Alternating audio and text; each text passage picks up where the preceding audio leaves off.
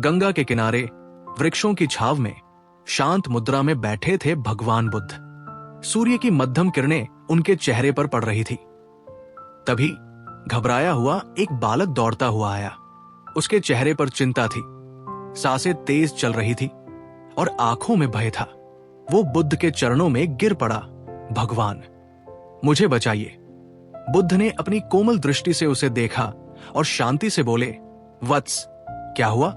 तुम इतने भयभीत क्यों हो? बालक ने कांपते हुए उत्तर दिया, मुझे हर चीज से डर लगता है भगवान। अंधकार से, अकेलेपन से, असफलता से, यहां तक कि अपने ही विचारों से भी। जब मैं रात में सोने जाता हूं तो लगता है कोई परछाई मेरे पीछे खड़ी है। जब मैं कोई नया कार्य करता हूं तो लगता है मैं हार जाऊंगा। मुझे समझ नहीं आता कि मैं अपने डर से कैसे मुक्त हो सकता हूं। बुद्ध मुस्कुराए। उन्होंने बालक को अपने पास बैठाया और बोले, वत्स, तुम्हारा भय तुम्हारे ही मन की उत्पत्ति है। आओ, मैं तुम्हें एक कथा सुनाता हूं। बहुत समय पहले एक गांव में एक बालक रहता था जिसे सभी डरपोक कहते थे। वो सांप से डरता था, अंधेरे से डरता था, लोगों से बात करने से डरता था, हर चीज से। गांव के बच्चे उसका मजाक उड़ाते थे, लेकिन वो कुछ नहीं कर पाता।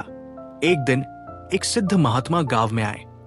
वो लड़का उनके पास गया और विनम्रता से बोला, महात्मन, क्या आप मुझे निर्भय बना सकते हैं?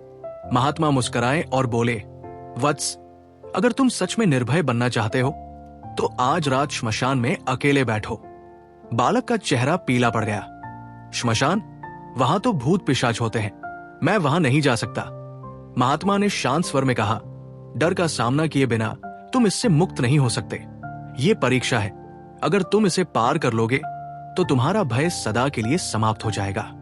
लड़का घबराया, लेकिन उसने हिम्मत जुटाई और श्मशान चला गया। चारों ओर सन्नाटा था। कहीं दूर से उल्लू की आवाज आ रही थी। जलती हुई चिताएं राख में बदल रही थी। जैसे जैसे रात बीतने लगी, उसका भय बढ़ता गया। हर हलचल पर उसे लगता कि कोई परछाई उसकी ओर बढ़ रही है। उसका मन चीख चीख कर कह रहा था, भागो, यहां से भागो। लेकिन उसने महात्मा की बात याद की और वही बैठा रहा। धीरे धीरे उसने महसूस किया कि वह जितना डरता था उतना ही भय बढ़ता जाता था। लेकिन जब उसने भय को स्वीकार कर लिया तो उसका प्रभाव कम होने लगा। पूरी रात बीत गई और वो सुरक्षित था। सुबह जब सूरज निकला तो वो खुशी से दौड़ता हुआ महात्मा के पास पहुंचा और बोला, महात्मन, अब मैं नहीं डरता। मैं समझ गया कि डर केवल मेरे मन का भ्रम था। बुद्ध ने बालक की ओर देखा और पूछा, वत्स, तुमने इस कथा से क्या सीखा? बालक ने उत्तर दिया कि डर केवल हमारे मन में होता है। जब हम उससे भागते हैं तो वो हमारा पीछा करता है, लेकिन जब हम उसका सामना करते हैं तो वो मिट जाता है। बुद्ध मुस्कुराए, बिल्कुल सही। जब तक हम किसी चीज को नहीं समझते हम उससे डरते हैं, लेकिन जिस क्षण हम भय का सामना करते हैं वो समाप्त हो जाता है। बुद्ध ने अंत में 5 महत्वपूर्ण बातें कही। 1. भय से भागो मत, उसका सामना करो। जब तक हम भय को देखने की हिम्मत नहीं जुटाते वो हमें नियंत्रित करता रहता है। जिस चीज से डर लगता है पहले उसी का सामना करो। 2. भय अज्ञान से पैदा होता है। जब तक हम चीजों को नहीं समझते हम उनसे डरते हैं। जैसे अंधेरे में रस्सी को सांप समझने का भ्रम होता है, वैसे ही अज्ञान भय को जन्म देता है। ज्ञान ही इस अंधकार को मिटा सकता है। 3. भय को अवसर में बदलो। डर हमें यह बताने आता है कि हमारे भीतर कुछ नया सीखने की जरूरत है। जिस चीज से तुम डरते हो वो तुम्हारे लिए सीखने और बढ़ने का सबसे बड़ा अवसर है। 4. वर्तमान में जियो, भविष्य की चिंता मत करो। अक्सर हमारा भय भविष्य की कल्पनाओं से जन्म लेता है, लेकिन जब तुम पूरी तरह से इस क्षण में जीना सीख जाते हो तो डर स्वतः ही समाप्त हो जाता है। 5. आत्मविश्वास रखो और स्वयं पर भरोसा करो। जब तक तुम खुद पर विश्वास नहीं करोगे डर तुम्हें जकड़ कर रखेगा। अपने भीतर की शक्ति को पहचानो और जानो कि तुम किसी भी परिस्थिति का सामना कर सकते हो। बालक की आंखों में अब आत्मविश्वास था।